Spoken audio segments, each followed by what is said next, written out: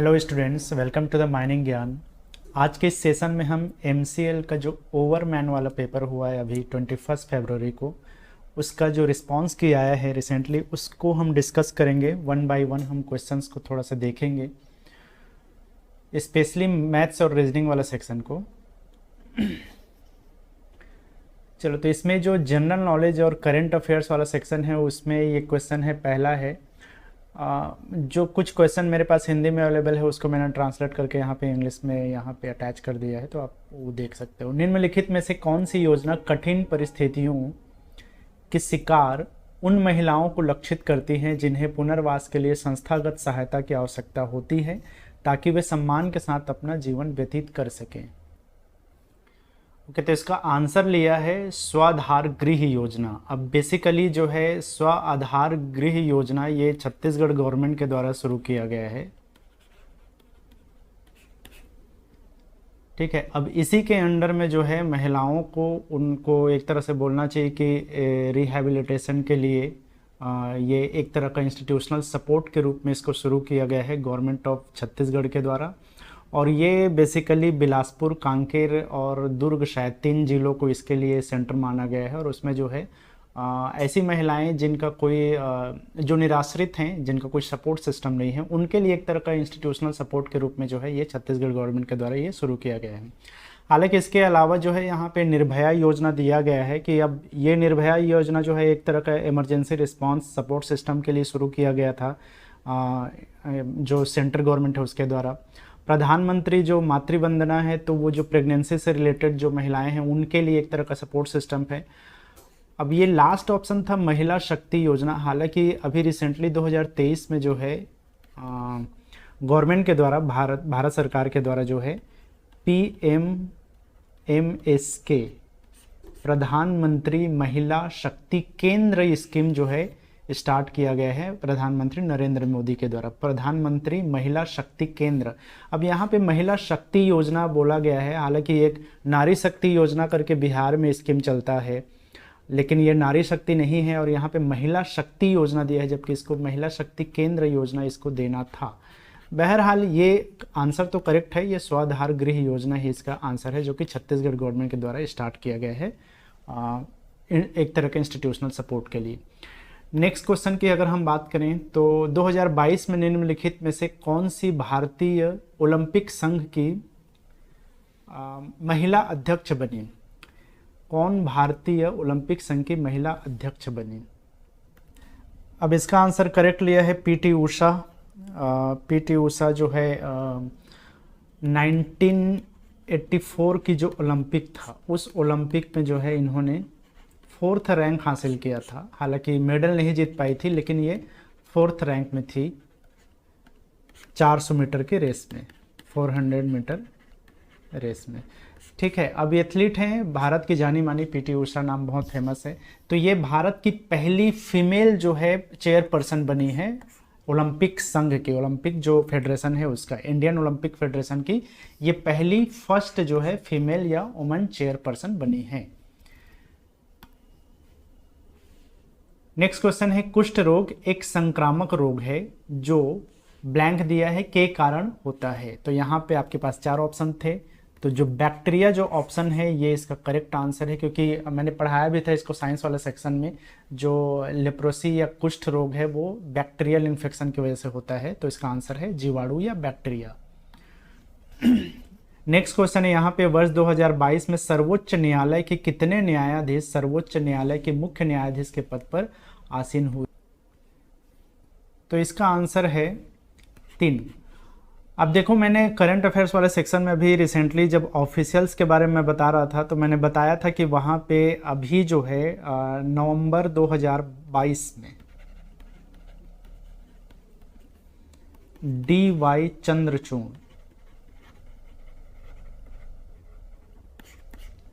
तो DY चंद्रचूड़ जो है ये अभी करंट हमारे इंडिया के CJI हैं, चीफ जस्टिस ऑफ इंडिया है।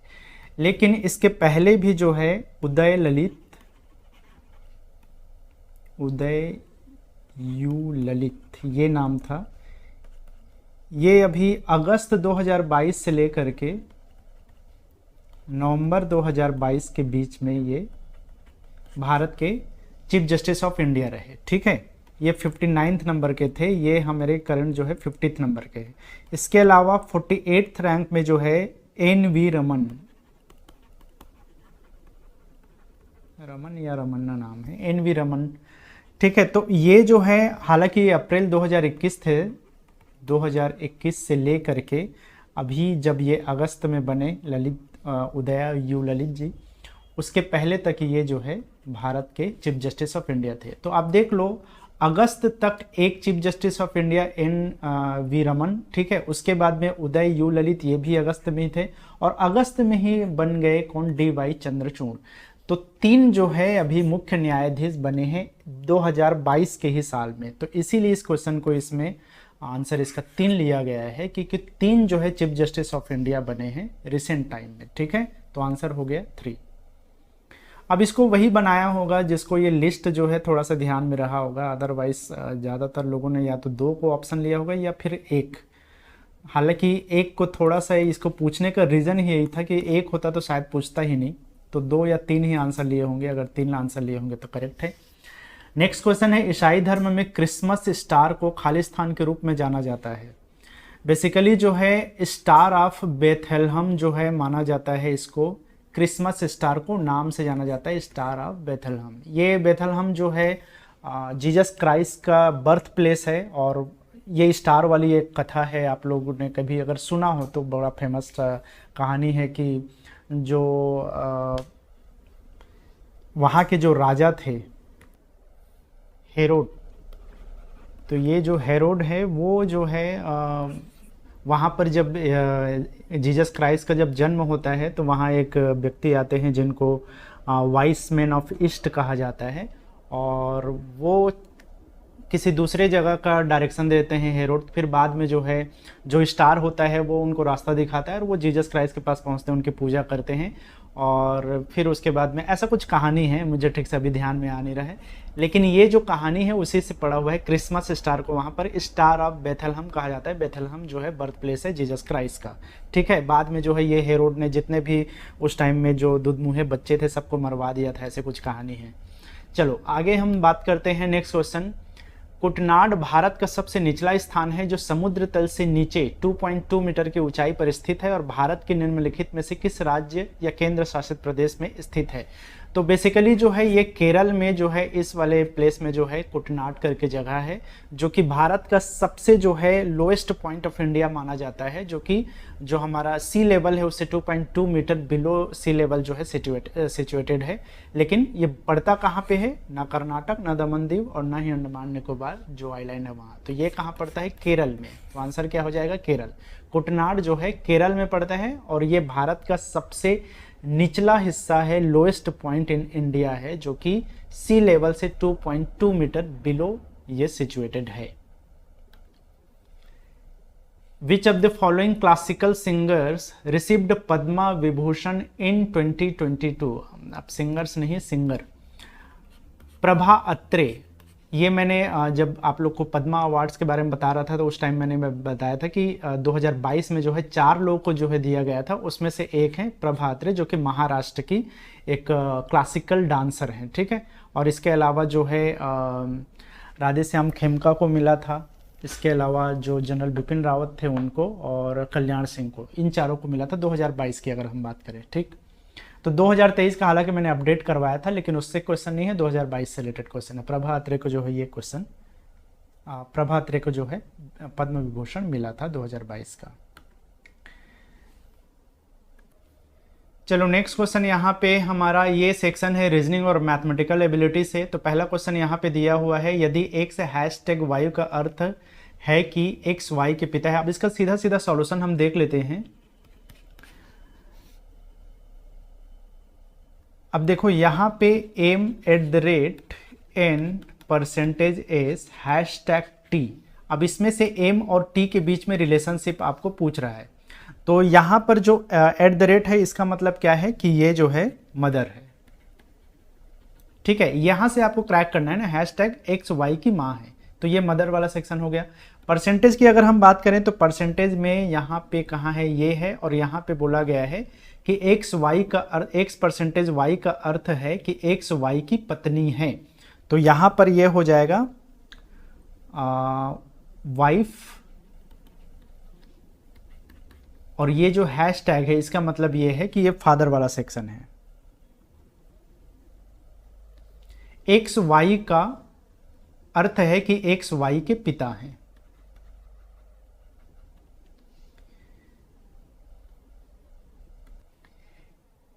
तो एम जो है ये मदर है किसकी, एन की, ठीक है। अब ये एन जो है इसकी, एम की बेटा भी हो सकती है बेटी भी हो सकती है, लेकिन यहां पे वाइफ का मतलब एन एस की वाइफ है, दैट मीन्स ये क्या है, ये इसकी डॉटर है, ठीक है, तभी तो इसकी वाइफ होगी ना। ये हस्बैंड है, और हैशटैग का मतलब है एस टी का फादर है, इसका मतलब ये है क्या है कि ये इसका हस्बैंड है और टी का जो है फादर है। तो आप इससे ये रिलेट कर सकते हो कि अगर टी जो है एस की, अब बेटा हो या जो भी है, बेटा हो या बेटी है जो भी है, एस कौन है, फादर है, और इसका जो पति है, इसके जो पत्नी है वो कौन है, एन है। तो एन और एस दोनों हस्बैंड वाइफ हैं, और इसकी माँ है एम, तो इसका मतलब यह है कि एस की ये सास हो गई। तो इसका मतलब ये है कि टी और एम के बीच में क्या रिलेशनशिप हुआ कि ये अपनी माँ की, एन और टी क्या है, ये दोनों माँ बेटे होंगे या माँ बेटी होंगी, ठीक है। तो इसकी माँ की माँ कौन है, एम है, और एम और टी के बीच में क्या हो जाएगा कि एम जो है टी की नानी है। तो आंसर क्या हो जाएगा यहाँ पे, टी की नानी। एम का टी से क्या संबंध है यही पूछ रहे हैं, तो एम टी की नानी है, एम जो है टी की नानी है। नेक्स्ट क्वेश्चन है यहाँ पे, वस्तु ए और बी का क्रय मूल्य समान है, ए को 20% के लाभ पर बेचा जाता है और बी को ए के विक्रय मूल्य से 150 रुपये अधिक पर बेचा जाता है। यदि संपूर्ण लेन देन में 50% का निवल लाभ या कि नेट प्रॉफिट है ये, तो वस्तु बी का विक्रय मूल्य क्या है। अब यहाँ पे इंग्लिश में ट्रांसलेट करके मैंने दे दिया है, the cost price of article A and B same, दोनों का जो कॉस्ट प्राइस है वो क्या है, वो सेम है। देखो इसको सॉल्व करने का दो तरीका है, एक तो शॉर्टकट मेथड होता है जो आसानी से बन जाएगा, लेकिन कई बार जो है शॉर्टकट समझ में नहीं आता, इसलिए जो है इसको ट्रेडिशनल मेथड में भी सॉल्व करना पड़ता है। लेकिन ट्रेडिशनल मेथड बहुत लंबा चौड़ा है, अगर इसको सॉल्व करना है तो सिंपल सी बात है कि इसको हम करेंगे net profit is equals to 50%। यहाँ पे दिया हुआ है नेट प्रॉफिट कितना है, 50% यहाँ पे दिया हुआ है। अब यहाँ पे 1 यूनिट का जो प्रॉफिट है, प्रॉफिट परसेंट है, वो क्या होगा। देखो नेट प्रॉफिट 50% है, तो 1 यूनिट का नेट प्रॉफिट के 1 यूनिट का प्रॉफिट परसेंटेज क्या होना चाहिए, 50% नेट प्रॉफिट, देन 20% प्रॉफिट पे बेचा गया है किसको, ए को, तो 1 यूनिट का यहाँ पे निकल जाता है आपका 30%। ये जो 20% है ये किसका प्रॉफिट है, ये प्रॉफिट परसेंट ऑफ ए है। तो नेट प्रॉफिट में प्रॉफिट परसेंट ऑफ ए का निकाल दिया जाए तो 1 यूनिट का हमें निकलता है, हमें अभी कंफर्म नहीं है कि वो यूनिट बी है या नहीं है, लेकिन 1 यूनिट का प्रॉफिट परसेंट कितना है, 30% है, ठीक है। अगर हम यहाँ पे प्रॉफिट परसेंट निकालें तो 50 तो हमारा नेट पर प्रॉफिट था ही, प्लस ये 1 यूनिट का प्रॉफिट परसेंट 30% भी है, मतलब टोटल प्रॉफिट परसेंट क्या है, टोटल और नेट में अलग है ना, ये शुद्ध लाभ है। शुद्ध लाभ वो होता है जो खर्चे वर्चे सबको निकालने के बाद, लेकिन अभी जो प्रॉफिट परसेंटेज की बात करें, टोटल प्रॉफिट परसेंटेज की, तो 50% नेवल प्रॉफिट है और 1 यूनिट का जो प्रॉफिट परसेंट है वो 30 है। दोनों को ऐड करेंगे तो क्या हो जाएगा, 80% हो जाएगा, ठीक है। अब इसी के बेसिस पे अगर हम प्रॉफिट परसेंटेज ऑफ बी निकालें तो ये क्या हो जाएगा, 100 प्लस 80, 100% तो है ही ना, उसके बाद में 80% प्रॉफिट परसेंट की बात करें, 100 तो उसका जो उसको बेचा गया है, जो उसका जो प्राइस है उसके हिसाब से अगर देखें तो 80% उसको टोटल प्रॉफिट में उसको बेचा जा रहा है, मतलब 180% यहां से निकल रहा है, ठीक है।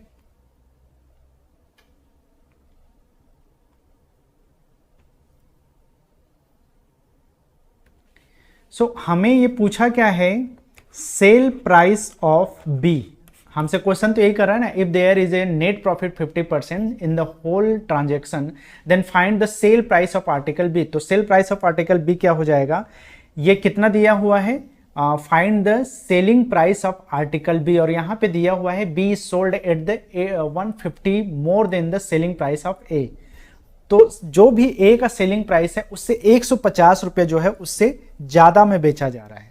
तो यहां पर जो है 80% जो हमारा प्रॉफिट परसेंट है उसमें ए का जो प्रॉफिट परसेंट है वो 20% है, तब जाके वो कितना हो रहा है, 150 रुपये में उसको बेचा जा रहा है। ये सेल प्राइस ऑफ बी है, ठीक है। अब यहाँ से क्या हो जाएगा, ये 60% इज इक्वल टू 150 रुपीज़। तो ये बेसिकली जो 150 रुपीज़ में बी को सेल किया गया है वो एक्चुअल में वो 60% प्रॉफिट में उसको बेचा गया है, ठीक है। तो 60% प्रॉफिट में बेचा गया है, लेकिन हमें कितना चाहिए, वो टोटल 180% के हिसाब से निकाला है। तो 180% इज इक्वल टू कितना हो जाएगा, 150 डिवाइडेड बाई 60 इंटू 180 से मल्टीप्लाई कर दो। तो आंसर क्या हो जाएगा, यहाँ पे 0 0 कैंसल, ये 6 1 जा और यहाँ पे हो जाएगा 3 जा और ये हो जाएगा 450 रुपये, ठीक है। अब ये तब समझ में आता है इस तरह के क्वेश्चन जब आप इसके ट्रेडिशनल मेथड से थोड़े से वाकिफ़ रहते हो। ट्रेडिशनल मेथड नहीं समझ में आएगा तो ये क्वेश्चन थोड़ा सा मुश्किल हो सकता था। अब एग्ज़ाम तो हो ही चुका है तो अब इसके बारे में और ज़्यादा डिटेल में बात करने कोई मतलब है नहीं, लेकिन इसका आंसर करेक्ट है, 450 रुपये इसका आंसर निकलता है, ठीक है। चलो तो ये क्वेश्चन आगे बढ़ते हैं हम, लेकिन मैं देखो मैं पहले ही बता दे रहा हूँ, अगर किसी को इसका ट्रेडिशनल मेथड समझना है तो आप आगे वीडियो को देखो, अदरवाइज ये वाले सेक्शन से आप सीधा स्किप कर सकते हो। नेक्स्ट क्वेश्चन में मैं थोड़ा सा इसका ट्रेडिशनल मेथड को यहाँ पे एक्सप्लेन कर दूँ, मे बी यहाँ से आपको शॉर्टकट समझ नहीं आया होगा इसलिए, ताकि इन फ्यूचर अगर कभी इस टाइप के क्वेश्चन आए तो आप उसको सॉल्व कर पाओ। इसका ट्रेडिशनल मेथड कुछ इस तरीके से बनता है, हमको पता है, मैंने ये क्लास में भी बताया था, sale price is equal to क्या होता है, sale price is equal to मैंने सीधा सीधा शॉर्टकट में बताया था, CP इंटू 100 प्लस माइनस जो भी प्रॉफिट परसेंट होगा या लॉस परसेंट होगा वो, तो प्लस माइनस, प्लस होगा अगर प्रॉफिट परसेंट है, माइनस होगा अगर लॉस परसेंटेज है तो, ठीक है। और डिवाइडेड बाई हम क्या कर देते हैं, 100 कर देते हैं। ये सेल प्राइस का फॉर्मूला होता है, ठीक है। अब हमें सपोज करना है कि हमें जो क्वेश्चन में दिया हुआ है, क्या दिया हुआ है कि cost price of each article,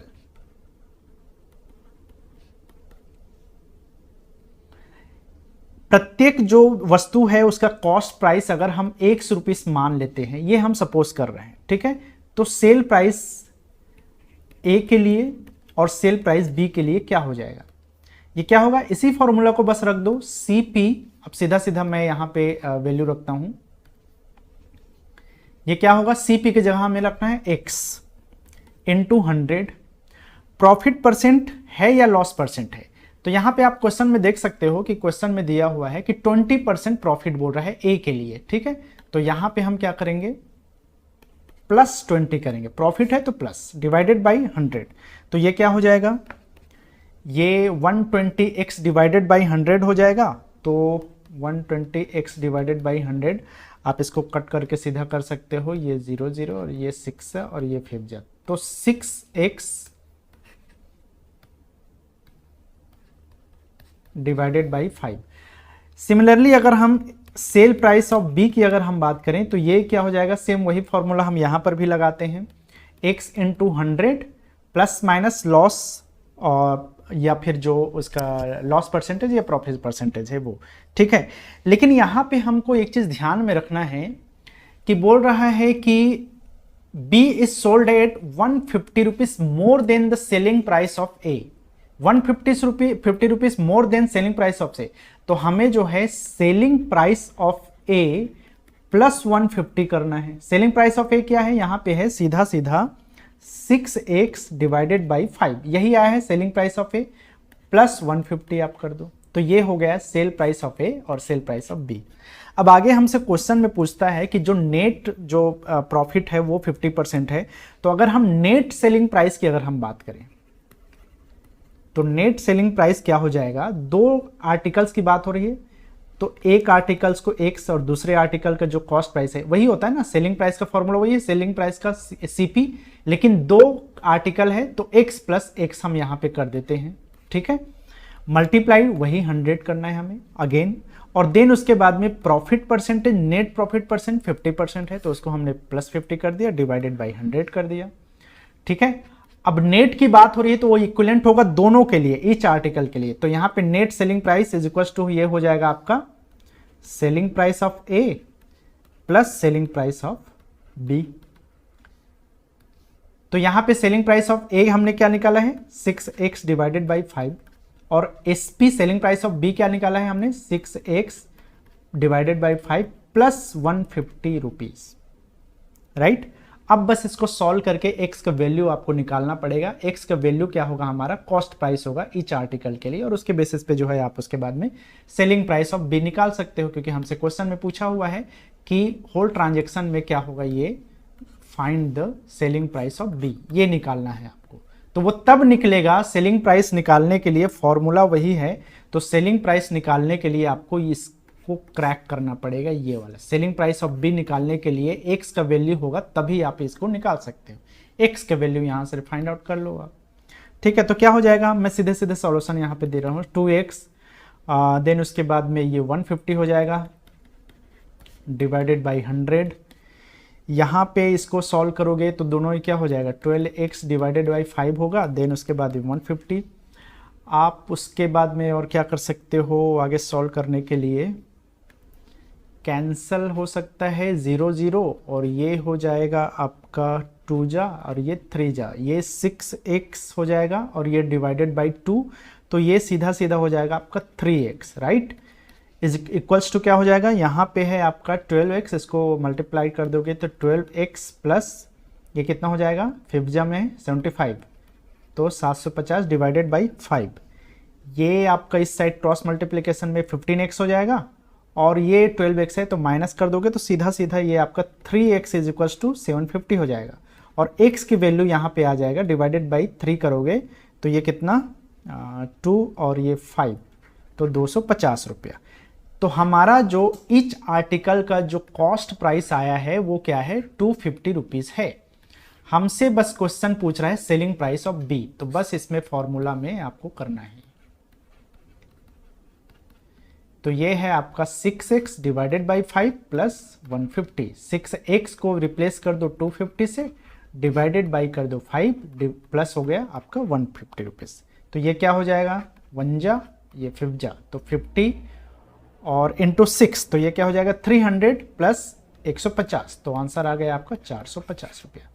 तो देखो जो ट्रेडिशनल मेथड है वो थोड़ा सा लेंदी है, हालांकि इजी पड़ता है सॉल्व करने के लिए, लेकिन ये थोड़ा सा लेंदी होता है, आप एग्जाम वाइज इसका कैलकुलेशन करते हो तो कन्फ्यूज़न होता है। हालांकि ये सिंपल मेथड है इसको समझने के लिए, क्योंकि हमने इसको सीधा सीधा जो है फॉर्मूला बेस्ड जो है इसको क्वेश्चन को बनाया। ट्रिक में थोड़ा सा क्या होता है कि इसको आपको अपने हिसाब से समझना पड़ता है, परसेंटेज परसेंटेज, तो इसमें कई बार कन्फ्यूजन होता है। आंसर सेम आएगा। चलो अब हम नेक्स्ट क्वेश्चन की तरफ बढ़ते हैं। नेक्स्ट क्वेश्चन है यहाँ पे, in certain code language den is coded as 280, how will rat be coded in that language. Answer तो दिया है 360। देखो ऐसे क्वेश्चन को सॉल्व करने के लिए आपको कोड आपको पता होना चाहिए। कोड जो नंबर होता है आपका, या जो उसका प्लेस रैंक होता है, जैसे कि डी का क्या होता है 4 नंबर पे आता है, तो ये 4 है। ई कितना 5 नंबर पे आता है, ये 5 है। एन कितना 14 नंबर में आता है, तो ये 14 है।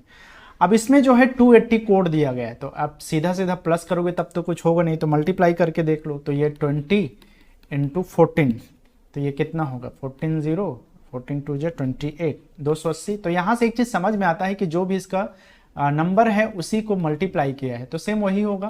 R80, R का रैंक कितना होता है, मतलब नंबर कितना होता है 18, A का तो 1 है, और T का कितना होता है 20, तो 18 इंटू 20, ठीक है। आप इधर से करें 18 0 और 18 36, तो आंसर आ गया 360।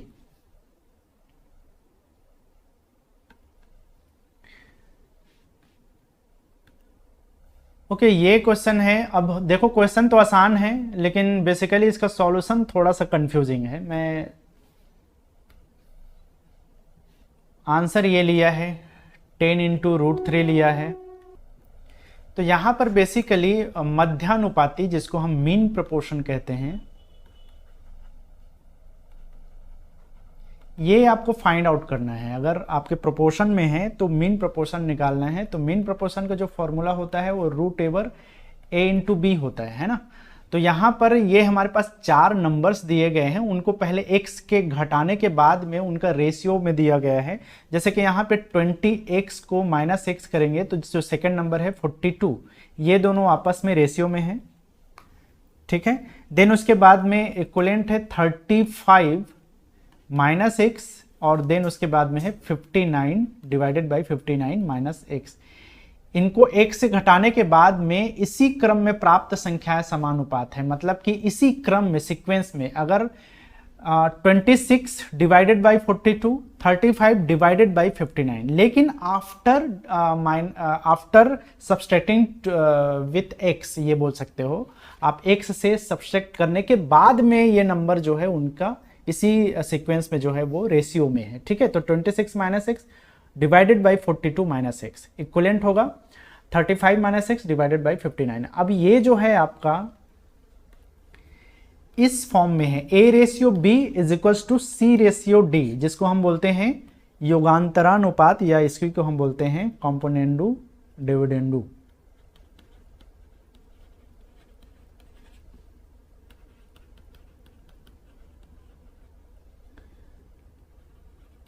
ठीक है, कंपोनेंडू एंड डिविडेंडू लगाना है, या जिसको हम हिंदी में बोलते हैं योगांतरानुपात। योगांतरानुपात, योग अंतर का अनुपात, ठीक है। तो इसको हम जब ये कंपोनेंडू डिविडेंडू लगाएंगे तो ये क्या बनेगा, ये बनेगा आपका, जैसे कि इसको अगर हमें बनाना है तो ये क्या बन जाता है, ये बनता है a divided a minus b, योग है ना पहले, तो a plus B divided by a minus B is equal to c plus D divided by c minus D. तो सिमिलर वही करना है आपको, 26 minus X plus 42 minus X divided by 26 minus X minus 42 minus X. Similarly right hand side को भी वही करना है, 35 minus X plus 59 minus X divided by 35 minus X minus 59 minus x. बस इसको सॉल्व करना है। सॉल्व करेंगे तो पहले तो ब्रैकेट को ओपन कर दो, 26 minus X plus 42 minus X divided by 26 minus X minus 42, minus minus हो जाएगा प्लस, तो plus X is equals to 35 minus X plus 59 minus X, 35 minus X minus 59 plus X. जो जो कैंसिल हो सकता है, यहाँ पे देखो माइनस एक्स और प्लस एक्स, माइनस एक्स और प्लस एक्स, ये दोनों कैंसिल हो सकते हैं।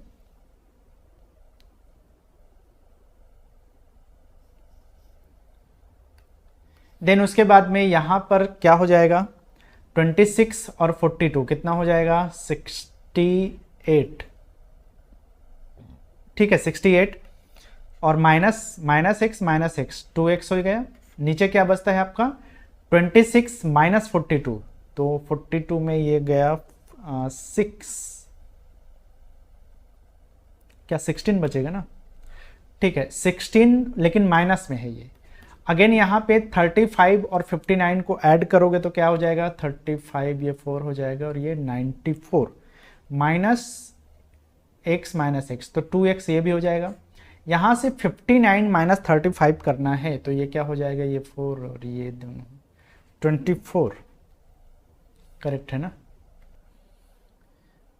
तो यहाँ से ये माइनस माइनस, तो यहाँ भी माइनस है ना, तो ये माइनस माइनस कैंसिल हो जाएगा, और यहाँ से इसको हम क्या कर सकते हैं, 8 2 जा और 8 3 जा।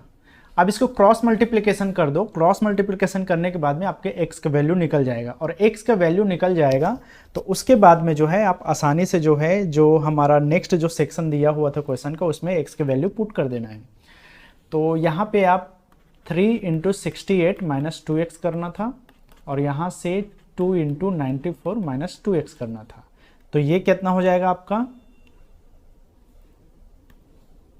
ये 68 है ना, तो 68 और 3 इन दोनों को मल्टीप्लाई करोगे तो कितना हो जाएगा, 8 3 जा 24 का 4 और 2 बच गया, और ये तो 204, ठीक है। और 3 को 2 से मल्टीप्लाई करोगे 6x इज इक्वल्स टू, यहाँ पे अगेन मल्टीप्लाई करो 2 से, तो 94 और 94 कितना हो जाता है, 188 माइनस ये 4x।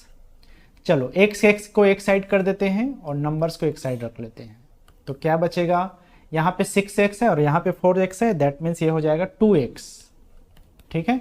और यहाँ से जो हमारा 204 में हमारा 188 गया, कितना बच जाएगा, यहाँ का 12 और उधर का 4, 16 और x हो गया और ये हो जाएगा हाफ, तो ये हो गया x की वैल्यू 8। हमसे क्वेश्चन में बोला है यहाँ पे ये वाला सेक्शन x + 4 और 2x - 9 के बीच में हमें मीन प्रोपोर्शन ज्ञात करना है। तो जो मीन प्रोपोर्शन है उसका जैसे कि मैंने फॉर्मूला बताया था, mean proportion is equal to √a × b। तो a के लिए यहाँ पे x + 4 दिया है और b के लिए यहाँ पे दिया है 2x + 9 दिया है।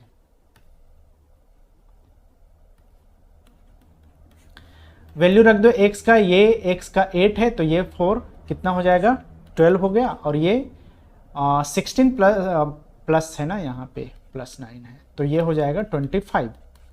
दोनों को मल्टीप्लाई कर दो, क्या हो जाएगा 12 का हो जाएगा 60 और फिर 12 24 और 6 300, और 300 को हम लिख सकते हैं। देख लो, अगर राइट सीधा सीधा ऑप्शन में आता तब की बात अलग है, लेकिन आपके पास ऑप्शन में अवेलेबल नहीं है √3, तो ये क्या है 10 × √3 करके आप इसको लिख सकते हो। 10 बाहर ले आओ, √3 करके ये आपका आंसर आ जाएगा।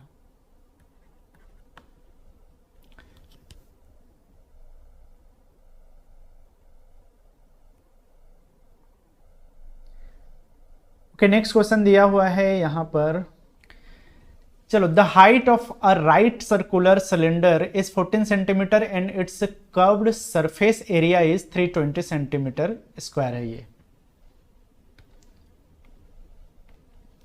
Its volume is equal to 0.7 times the volume of a sphere.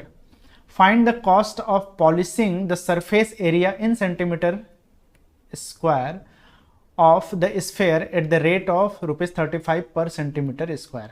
अब देखो यार, इसमें ये समझ से बाहर है कि टेक्निकल एग्जाम में इतना कॉम्प्लिकेटेड क्वेश्चन दिया। कॉम्प्लिकेटेड कहने का रीज़न ये है कि देखो सिंपल सीधा सीधा जो है आपका वॉल्यूम से सरफेस एरिया से अगर पूछता तो सिंपल समझ में आता है। इसमें कई चीज़ों को मर्ज कर दिया है बिना मतलब का। जैसे इसमें वॉल्यूम मर्ज कर दिया है, वो भी एक स्फेयर का है और दूसरा सिलेंडर का है।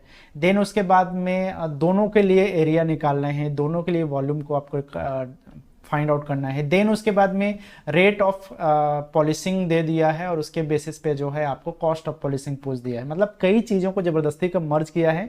इससे क्या है, क्वेश्चन का सॉल्यूशन जो है एक तरह का कॉम्प्लिकेशन आ जाता है उसमें, और कई तरह का जो है इसमें कैलकुलेशन होता है।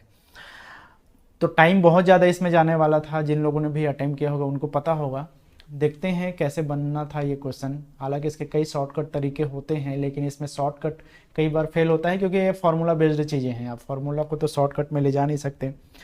अब जैसे इसमें दिया है, हाइट दिया है ना, height of right circular cylinder, मैं RCC लिख दे रहा हूं, तो इसको हम डिनोट करते हैं एच से, और ये दिया हुआ है कितना 14 सेंटीमीटर। ठीक है। दूसरा यहां पे है सॉरी, ओके, दूसरी चीज यहां पे दिया हुआ है कर्व्ड सरफेस एरिया, ये दे दिया है 1320 सेंटीमीटर स्क्वायर। ये आपका सरफेस एरिया दिया है जो आपका वक्री पृष्ठ का क्षेत्रफल कहलाता है। ठीक है, ये बेलन के लिए है, मतलब कि सर्कुलर सिलेंडर के लिए है। तो दो चीजें दिया है, हाइट ऑफ सर्कुलर सिलेंडर जो कि 14 सेंटीमीटर, और कर्व्ड सरफेस एरिया दिया है, वक्री पृष्ठ का क्षेत्रफल दिया है 1320 सेंटीमीटर स्क्वायर। ठीक है। अब यहां से जो है आपका क्वेश्चन में पूछता है इसका आयतन एक गोले के आयतन के 0.7 गुने के बराबर है। इसका जो वॉल्यूम होगा, जो भी आपके सिलेंडर का वो क्या होगा, गोले के एक स्फेयर का जो वॉल्यूम होगा उसके 0.7 गुना के इक्विवेलेंट होगा।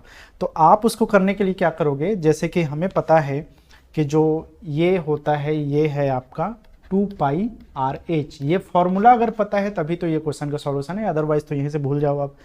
अब इसको आप क्या समझ सकते हो कि ये जो आपका कर्व्ड सरफेस एरिया होता है वो इक्विवेलेंट होता है 2πRh का, और हमें दिया है 1320 सेंटीमीटर स्क्वायर, मतलब कि 2πRh इज इक्वल्स टू है आपका 1320।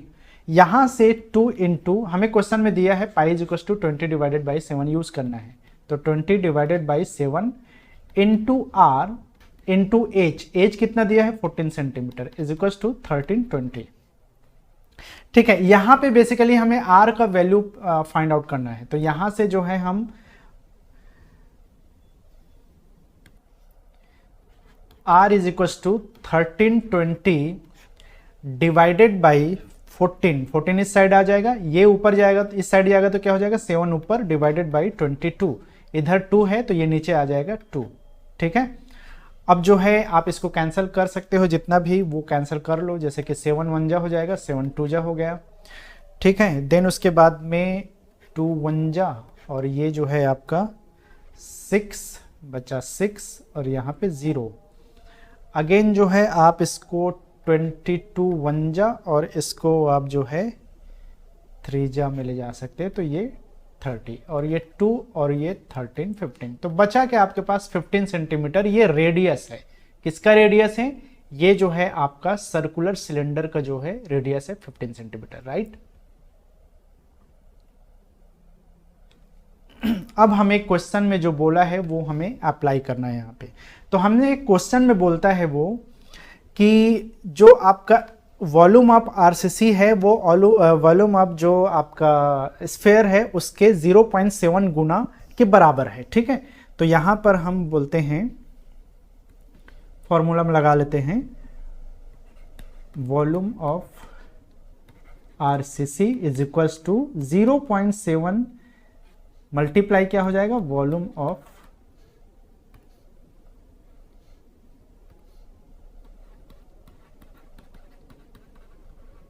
स्फेयर। तो यहां पर है आपका 22, ये फॉर्मूला क्या है इसका, अभी जैसे कि हमने देखा, pi are square h is equals to 0.7 और वॉल्यूम ऑफ स्फेयर होता है 4/3 पाई आर क्यूब।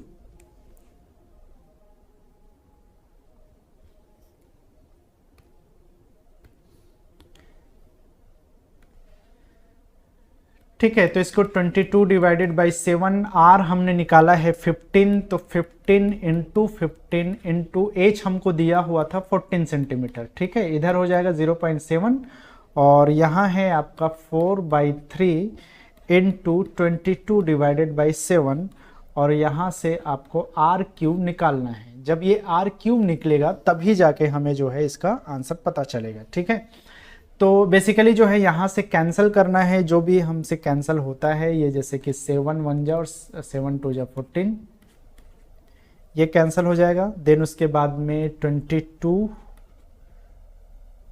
इंटू 15 इंटू 15 नहीं 30 हो जाएगा ना, ये 15 इंटू 15 2 जा 30, ये दोनों मल्टीप्लाई करके इसको 30 कर दो। ठीक है, देन इसके बाद में इधर है आपका 0.7, इसको पहले सॉल्व कर दो। ये सॉल्व करोगे तो क्या आ जाएगा 22 और यहाँ पे 30 है तो ये कितना हो जाएगा 15 0 और 15 3 जा 45, तो 450 आ गया। और ये जो है 22 0 22 का जो है आप कितना हो जाएगा 0 और 22 4 जा तो 90 और 90। ठीक है, तो 990। ठीक, तो ये कितना हो जाएगा 9900, ये हो गया आपका इस वाले सेक्शन का। ठीक है, आगे इधर है 0.7 22 डिवाइडेड बाई 7 इंटू 3 क्यूब।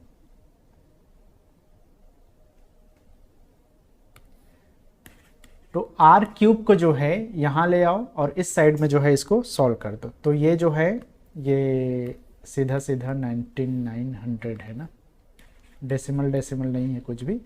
तो 9900 डिवाइडेड बाई 0.7 को इस साइड ले आओ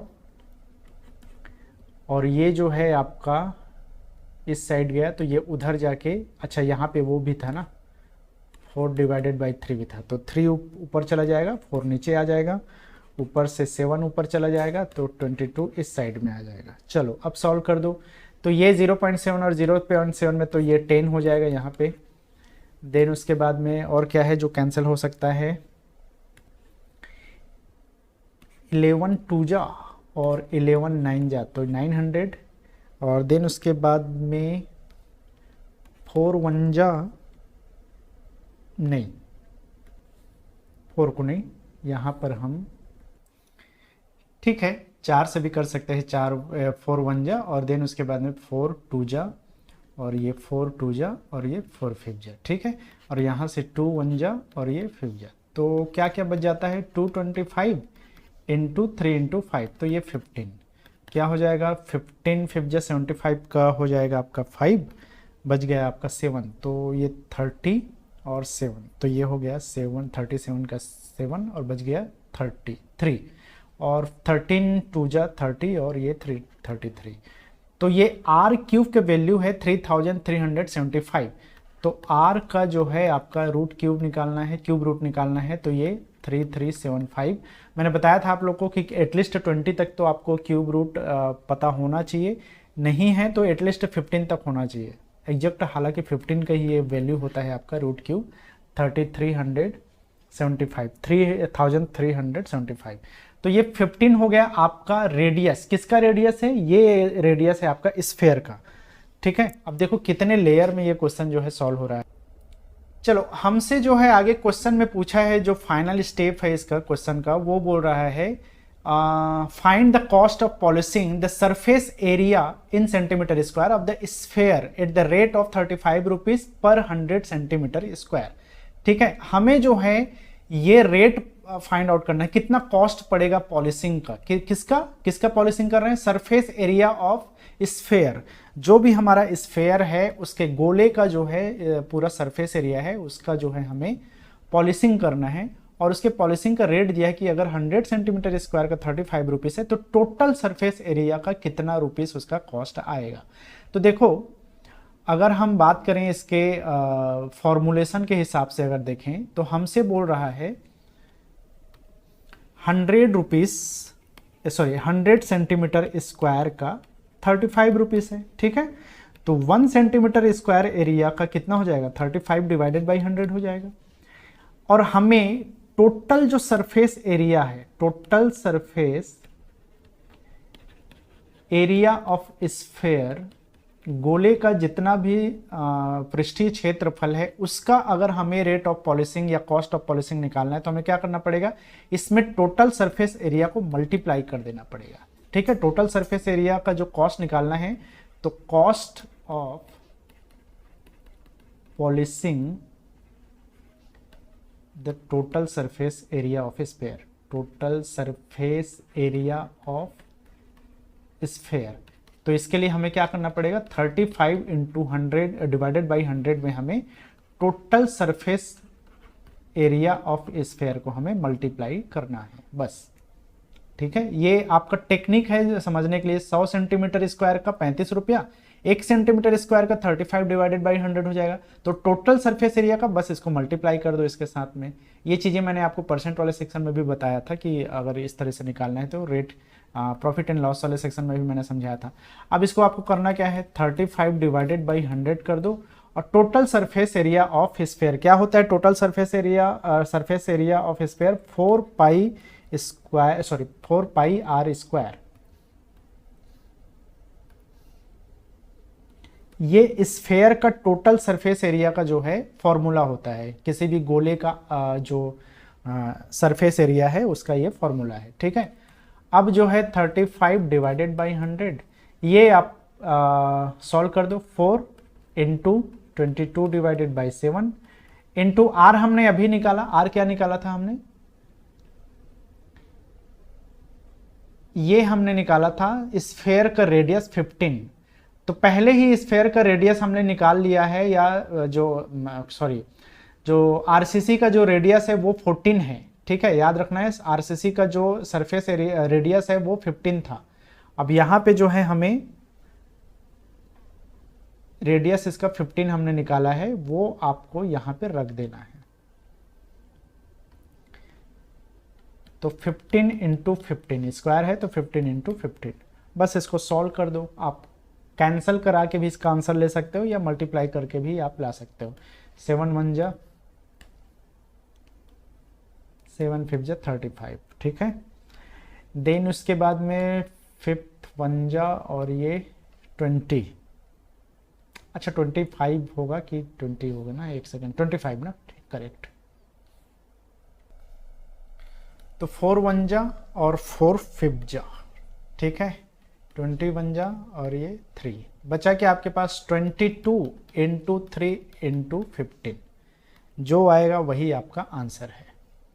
तो 22 इंटू 45, तो यहाँ से मल्टीप्लाई कर दो। 22 5 जा कितना होता है, 110 ना, तो 0 बचा क्या, 11। 22 4 जा कितना होगा, 88 और 11 99, तो आंसर आ गया 990 रुपीस। सो इतने लंबे चौड़े सॉल्यूशन के बाद में, कैलकुलेशन के बाद में आपको आंसर मिलता है 990। अब देखो, इसको कई तरीके से, शॉर्टकट तरीके से, बहुत सारे स्टेप्स को स्किप कर करके भी बनता है ये क्वेश्चन, लेकिन मैंने जो ट्रेडिशनल मेथड होता है उसको एक्सप्लेन कर दिया है। हो सकता है आपको समझ में आ गया होगा, या नहीं समझ में आया होगा तो एक बार और इसको देख लेना। हालांकि अब एग्ज़ाम हो गया है, लेकिन इन फ्यूचर कभी ऐसे क्वेश्चन आए तो आपको इसी तरीके से इसको सॉल्व करना पड़ता है, अगर ट्रेडिशनल मेथड को फॉलो करना है तो। नेक्स्ट क्वेश्चन हम देखते हैं यहाँ से।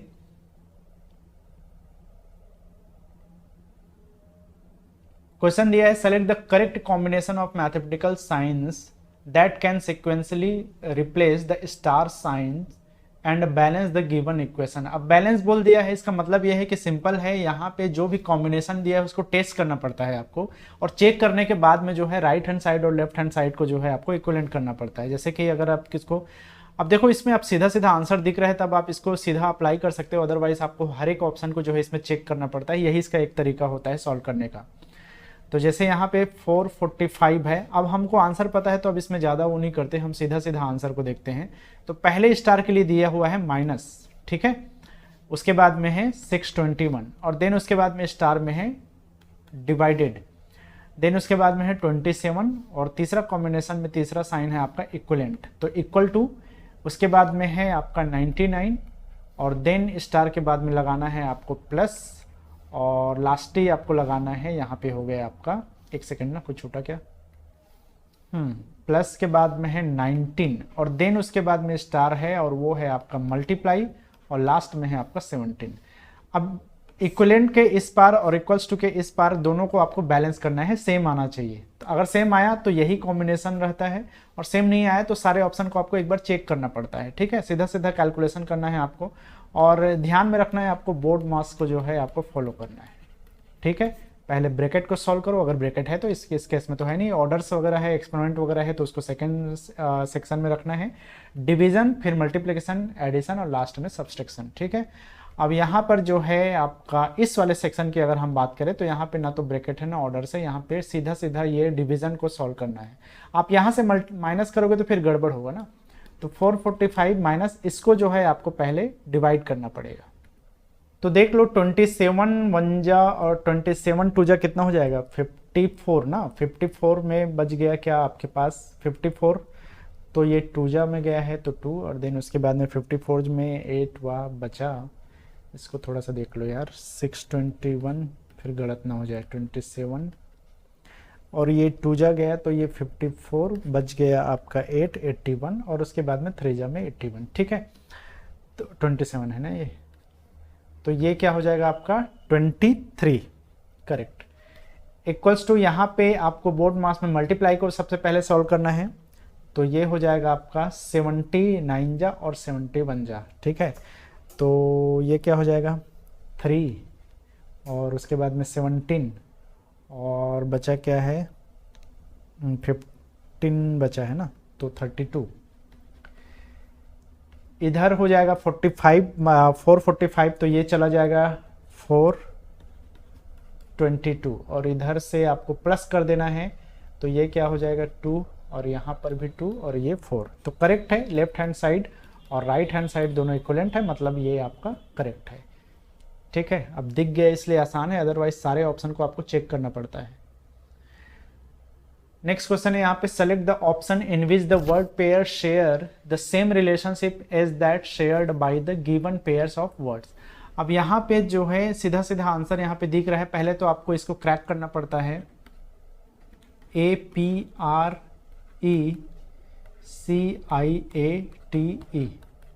कॉम्बिनेशन में दिया हुआ है। यहाँ पे K है, Z है, I है, फिर K है, X है, VZ और RVG। कुछ छूट गया क्या यार?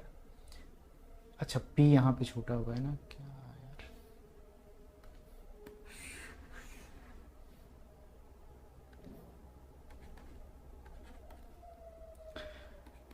KZIK XV ZR V और G। तो सबसे पहले तो आपको इसमें कॉम्बिनेशन को खोजना पड़ेगा कि क्या कॉम्बिनेशन दिया हुआ है। और अगर आप देखोगे तो A के बाद में कितने आगे जाकर के आपको K मिल रहा है? 1 2 3 4 5 6 7 8 9 10 10 के बाद में है, ठीक है। तो ये +10 करोगे तो क्या आएगा? P के बाद में Z, तो PQRSTUVWXYZ 1 2 3 4 5 6 7 8 9 10 करेक्ट है। 10 के बाद में है। उसके बाद में P के बाद में आई, फेल हो रहा है। ये फॉरवर्ड बायस में तो नहीं है, तो इसको आपको छोड़ देना है। अगर रिवर्स में कुछ पता चल रहा है तो रिवर्स में चेक करना है। तो रिवर्स में भी इधर 10 दिखेगा, लेकिन यहाँ पे फेल हो रहा है, तो रिवर्स वाला भी कॉम्बिनेशन नहीं है। तो क्रॉस वाला में देख सकते हो कि E और Z के बीच में, और उसके बाद में ऑपोजिट वाला सेक्शन है, तो ऑपोजिट पेयर में अगर दिखे ऐसा कुछ तो वो देख सकते हो। तो E के बाद में K है, तो EFGHIJK, ठीक है, 6 का है।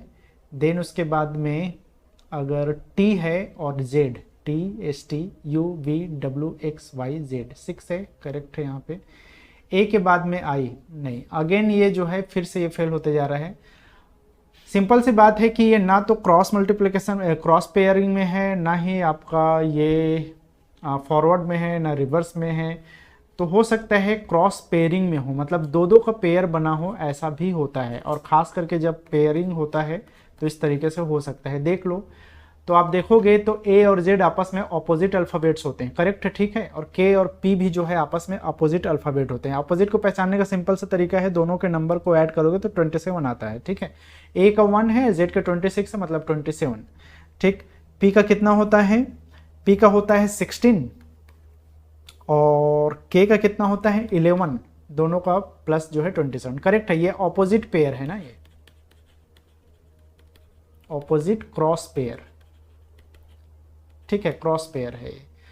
P और K अगेन वही है, पेयर बना रहे हैं, ऑपोजिट पेयर बना रहे हैं। R और I, R का कितना होता है? 18 होता है, और I का जो है 9 होता है। 27 इसका भी हो गया, इसका 5 होता है और इसका 22, तो 27 करेक्ट है यार। ये वही पेयर बन रहा है, क्रॉस ऑपोजिट क्रॉस पेयर बन रहा है। तो सिंपली आपको सबको चेक करके देखना पड़ेगा। अब यहाँ सिंपल सा है, पहले ही सेक्शन में आ जा रहा है और हमें आंसर पता है। तो यहाँ से हम देख सकते हैं REJETIONS कॉम्बिनेशन में यहाँ पे दिया हुआ है VIVQGXLRHM। क्रॉस में देख लो, E और 5 बनता है, RI बनता है, करेक्ट है। R का 18 होता है और I का 19, इसका 22 और इसका 5, करेक्ट है। J और Q का, तो J का होता है 10, Q का होता है 17, करेक्ट है। अगेन वही 22 और ये 5, C का होता है 3 और X का होता है 24, T का 20 और G का होता है 7। ये बन गया है वही वाला। हालांकि अगर ये पता नहीं है तो हालांकि हमें चेक करना रहता है पहले से ही। अगर पहला ही आंसर निकल आता है तब तो कोई दिक्कत नहीं है, आप अपने तसल्ली के लिए दूसरा भी चेक कर सकते हो। लेकिन ये वही वाला सेक्शन है जिसमें क्रॉस ऑपोजिट पेयर बन रहा है। नेक्स्ट क्वेश्चन है मैथ्स रीजनिंग वाला, लास्ट क्वेश्चन है ये। स्पीड टाइम डिस्टेंस वाला ये क्वेश्चन है। तो यहाँ पे मैंने आप लोग को फॉर्मूला बताया था, speed into time is equal to distance, ठीक। अब यहाँ पे दिया हुआ है Naman takes 22 hours less to cover a distance of 180 kilometre. आप देखो यहाँ पे हम सपोज करते हैं नमन का जो स्पीड है वो सपोज हम x मान लेते हैं, नमन के स्पीड को हम x मानते हैं, ठीक है। तो इसका जो टाइम होगा वो क्या हो जाएगा, टाइम इज इक्वल टू क्या होता है, time is equal to distance divided by speed. तो ये हो गया आपका स्पीड x और हमें डिस्टेंस दिया हुआ है 180 किलोमीटर। तो 180 distance divided by speed, speed क्या है यहाँ पे x है, ठीक है। तो ये नमन का टाइम हो गया, नमन के स्पीड हो गया। दूसरी तरफ देता है यहाँ पे then the time taken by Vinay to cover the same distance. Vinay के लिए हम देखते हैं, विनय का टाइम यहां पे हम निकाल सकते हैं 2 आवर लेस। अगर नमन जो है विनय के टाइम से 2 घंटे कम लिया है, इसका मतलब यह है क्या है, विनय को 2 घंटे ज्यादा लगा है। तो यहां पर अगर नमन का टाइम 180 डिवाइडेड बाई x है तो विनय का टाइम 2 घंटे ज्यादा ले रहा है। हालांकि इसको अपोजिटली देख सकते हो कि पहले विनय का मान लोगे और नमन का आप निकाल सकते हो, कोई प्रॉब्लम नहीं है, दोनों एक ही है। तो यहाँ पे 180 डिवाइडेड बाई x में 2 घंटे ज्यादा ले रहा है विनय नमन से, ठीक है। If Naman half his speed, अगर ये नमन है अपने स्पीड को हाफ कर लेता है, ठीक है। तो अगर हम न्यू जो स्पीड की बात करें, हम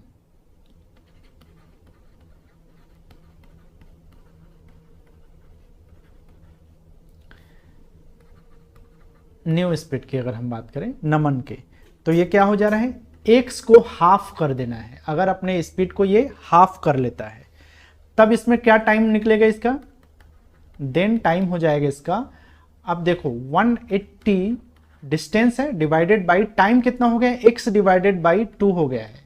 तो इसको जो है हम इधर 2 ऊपर चला जाएगा तो 360 डिवाइडेड बाई x। अब जो नया टाइम है, न्यू स्पीड और न्यू टाइम निकल आता है नमन का, न्यू स्पीड है x डिवाइडेड बाई 2 और न्यू टाइम है 360 डिवाइडेड बाई x, करेक्ट।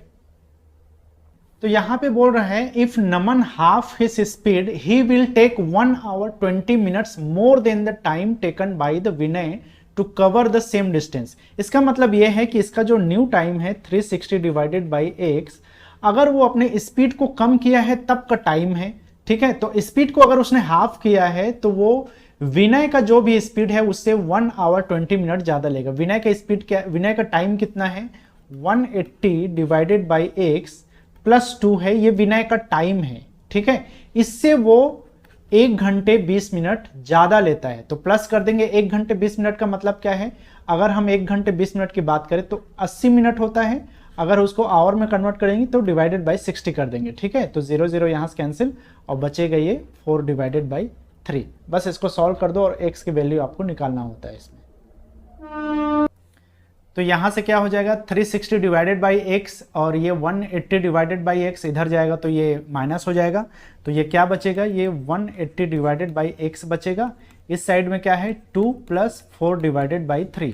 तो ये 3 2 जा 6 प्लस 4 तो 10 डिवाइडेड बाई 3 और इधर है 180 डिवाइडेड बाई x की वैल्यू निकाल सकते हो यहाँ से, x को इस साइड ले आओ 180 और देन उसके बाद में इंटू 3 और नीचे हो जाएगा आपका 10, ये 0 और 0 कैंसिल, बचेगा क्या आपका 54। तो x का वैल्यू हमें निकलता है 54, ठीक है। इसको हमने सपोज किया था कि ये नमन की स्पीड है, x जो है नमन की स्पीड है।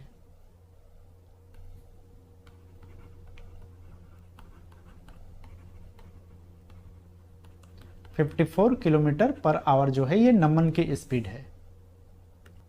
बट हमें क्वेश्चन में पूछा है विनय की स्पीड क्या है, find Vinay's speed in kilometre per hour. तो speed of Vinay is equals to क्या हो जाएगा, distance divided by t।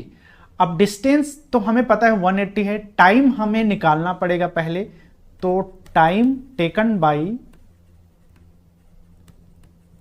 Vinay equals to क्या है, हम लिया था 180 डिवाइडेड बाई x प्लस 2, यही टाइम लिया था, किसने, विनय ने लिया था, क्योंकि इसका 2 घंटा जो है ये ज़्यादा ले रहा था। तो यहाँ पर हमने निकाला था ये वाला सेक्शन, ये विनय का टाइम क्या है 180 डिवाइडेड बाई x प्लस 2 है, उसी को हम यहाँ पे x को रिप्लेस करके इसका टाइम निकाल सकते हैं। तो यहाँ पे इसका 180 डिवाइडेड बाई 54 प्लस 2 कर दोगे तो ये क्या हो जाएगा 180 और ये हो जाएगा 108, तो 188 डिवाइडेड बाई 54 जो है इसका टाइम हो गया। अब हमें डिस्टेंस भी पता है 180 और टाइम भी पता है ये वाला, तो हम यहाँ से स्पीड ऑफ विनय निकाल सकते हैं। ये क्या हो जाएगा, डिस्टेंस हो गया 180 और टाइम हो गया 188 डिवाइडेड बाई 54।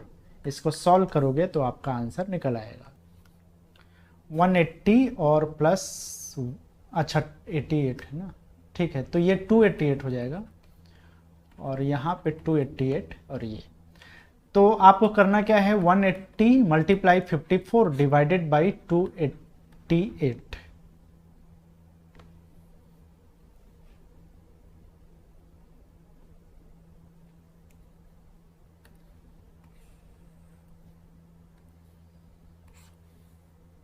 चलो यहाँ पे मैं सीधा जो है 180 मल्टीप्लाई 54 कर रहा हूँ, ये आएगा आपका 9720 डिवाइडेड बाई 288।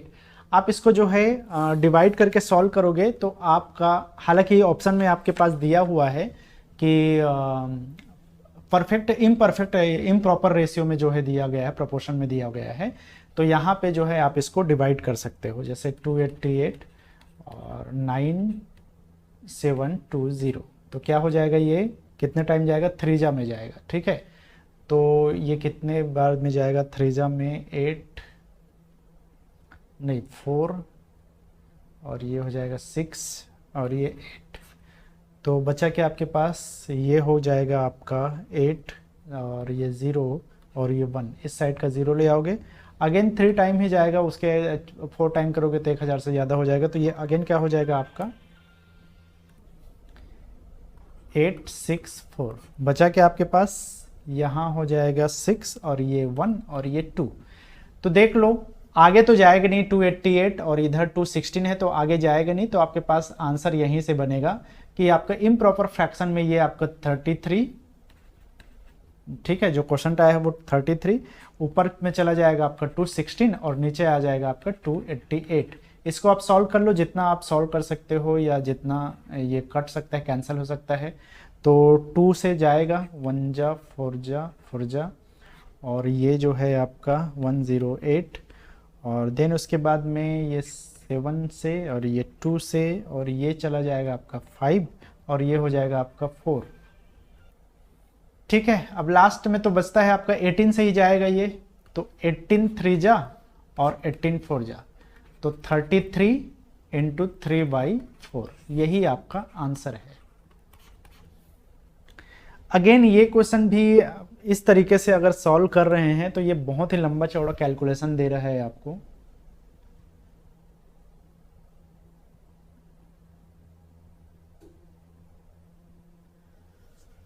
चलो बहरहाल लास्ट सेक्शन देखते हैं और इसमें दिया हुआ है आपका ages ago an eminent scholar named Vishnu Sharma. Vishnu Sharma ने लिखा था पंचतंत्र, ठीक है, तो यहाँ पे रोट आएगा, उसने लिखा था stories of Panchatantra. It is believed that he authored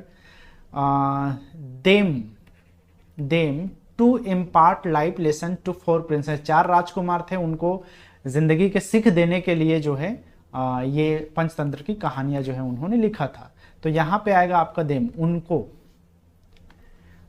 second question है select the option that can be used as one word substitute for the underlined group of words. When the mother elephant saw leopard it started making sound. अब क्या sound निकालता है elephant, ये पता होगा तभी इस तरह का क्वेश्चन बनेगा। बार्किंग, कुत्ते के भौंकने वाला जो आवाज है। क्रॉलिंग, जब मेंढक जनरली जो टर टर की आवाज आता है उसको क्रॉकिंग कहा जाता है, ठीक है। और ग्रॉलिंग उसको गुर्राना बोलते हैं इसको। अगर एक जानवर दूसरे जानवर को या इंसानों को देख के गुर्रा रहा है तो ये गुर्राने वाला है साउंड। ट्रम्पटिंग कहा जाता है जब हाथी जो है कोई खतरा को देख करके जब वो चिल्लाता है, जिस तरह का साउंड क्रिएट करता है उसको ट्रम्पटिंग बोला जाता है। तो ये वही चीज़ है, जब भी लेपर्ड को देखेगा तो इस तरह का वो साउंड क्रिएट करेगा। नेक्स्ट है वाक्य विन्यास के दृष्टि से शुद्ध वाक्य का चयन कीजिए। अब ये वाक्य विन्यास वाला सेक्शन जो है एक तरह का बोलना चाहिए कि कौन सब्जेक्ट है, ऑब्जेक्ट है और आपका वर्ब है, उस वाले पोर्शन में अगर इंग्लिश के तहत देखा जाए तो ये कर्ता कर्म। तो इसमें तो सीधा सीधा दिख रहा है उसे पूरा विश्वास है कि वह अपने काम में सफल हो जाएगा। अपने काम में सफल हो जाएगा, वह विश्वास है कि उस पूरा उसे, ये कहीं से भी सही नहीं है। उसे पूरा विश्वास है कि सफल हो जाएगा अपने काम में, वह ये भी बिल्कुल गलत है। वह अपने काम में सफल हो जाएगा कि उसे पूरा विश्वास है। साफ साफ दिख रहा है। आंसर क्या है आपका? फर्स्ट। फोर्थ नंबर है दिए गए शब्दों में सर्वोचित शब्द से वाक्य पूर्ण कीजिए। अपने बलबूते पर खड़े होने वाले जीवन में परिश्रमी रहते हैं, असफल रहते हैं, निष्क्रिय रहते हैं। बिल्कुल गलत है। तीनों सफल रहते हैं जो अपने बलबूते पर खड़े होते हैं। लास्ट सेक्शन है, इसमें हमें रैंक देना था कि कौन सा सेक्शन पहले आएगा। पहला यहाँ पे the Hodja bruised and limping came upon a neighbour at the market place. क्या सेंस निकल के आता है? कोई होर्जा, होर्जा ये कैसा नाम है यार, जो भी है। होर्जा ब्रूइज्ड एंड लिंपिंग, चोटिल है और लंगड़ाता हुआ बाजार में एक पड़ोसी से मिला, ऐसा बोल सकते हो। ठीक है, तो कहानी तो यहीं से शुरू हो रही है लग रहा है। द होर्जा आंसर्ड, आंसर्ड है मतलब पहले तो कोई क्वेश्चन किया होगा। आगे देखते हैं। The my dear friend what happened to you asked the neighbour. Neighbour को जब उसने मार्केट में मिला, नेबर ने पूछा माई डियर फ्रेंड मेरे दोस्त, व्हाट हैपेंड टू यू, आपको क्या हुआ है। तब जो है होर्जा ने आंसर दिया। तो ये पहला तो ये हो गया, ये दूसरा हो गया, ये तीसरा है। The Hodja answer last night my wife grew angry and kicked me rob down the stairs. मेरी वाइफ गुस्सा हो गई और मुझे क्या बोलना है, क्रोधित होने के बाद में मेरे, अच्छा रॉब बोल रहा है, रॉब डाउन, कपड़ों को स्टेयरकेस से फेंक दिया, सीढ़ियों से नीचे गिरा दिया। लास्ट में बोल रहा है but how could that have caused your injuries. लेकिन इससे आपको चोट कैसे लग सकती है, ये पूछा नेबर ने दोबारा। To which the Hodja explain, तब जो है होर्जा ने एक्सप्लेन किया I was wearing the robe when she kicked it down the stair. जो है यार, तब उसने बोला कि जब वो उसने सीढ़ियों से कपड़े को फेंका तो उस कपड़े को मैं पहना हुआ था। तो ये कहानी यहाँ से कंप्लीट होता है। तो यहाँ से ACBD जो रैंक है वो बनता है। तो ये कंप्लीट सेंटेंस, मीनिंगफुल सेंटेंस बनता है। चलो अभी के लिए इतना ही। ये पहला सेक्शन है। इसका नेक्स्ट सेक्शन जो हमारा माइनिंग सरदार वाला, मैं अभी थोड़ी देर में उसको अपलोड करूँगा। तो उसके लिए हम नेक्स्ट सेशन में मिलते हैं।